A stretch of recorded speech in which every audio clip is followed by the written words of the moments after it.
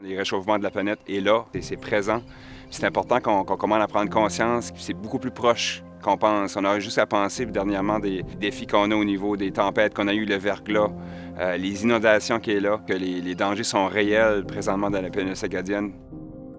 Ça faisait 38 ans qu'on était dans notre maison, puis un printemps, on a eu de l'eau au sous-sol et on n'a vraiment pas aimé cette expérience-là. Et ça nous a fait réfléchir. On s'est dit, il faut peut-être mettre une protection. Nous, on n'avait pas de pompe submersible, on n'avait jamais senti le besoin même, mais il faut tailler de l'eau une fois dans ton sous-sol pour réaliser l'importance d'avoir un équipement qui te permette d'évacuer l'eau rapidement ou de prévenir même que l'eau monte en surface sur le plancher. Le projet Adaptation PA travaille avec les communautés côtières de la péninsule acadienne, entre autres, pour minimiser les risques de dommages à leurs propriétés en cas d'inondation.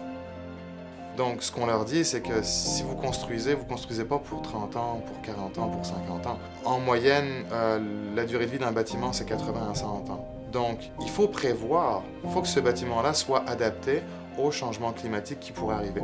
Et ces changements climatiques-là, on a de plus en plus d'informations liées à ça. Si vous êtes dans une zone à risque, il y a plusieurs choses que vous pouvez faire à votre propriété pour éviter des dommages en cas d'inondation. Par exemple, vous pouvez essayer de rendre votre bâtiment plus étanche, par exemple avec l'installation de ce qu'on appelle un bâtard d'eau. Vous pouvez aussi installer une pompe submersible avec une génératrice aussi si jamais il y aurait des pannes de courant. Vous pouvez aussi vous assurer que vous avez un clapet anti-retour et qu'il fonctionne bien. Dans le cas d'une nouvelle construction, il faut juste s'assurer que le premier plancher habitable soit au-dessus du niveau d'inondation. Ça peut être fait en élevant le terrain ou sur des pilotis, par exemple. Il faut aussi s'assurer que les prises de courant, le panneau électrique soient élevés aussi. Et s'il y a un sous-sol, il devrait juste être utilisé pour du rangement. Parce que nous, en étant, comme je disais, au bord de l'eau, on a réalisé au fil des ans que les marées étaient de plus en plus fortes. Il ne faut pas attendre d'avoir une de ces tempêtes-là pour s'installer correctement puis être plus tranquille, là.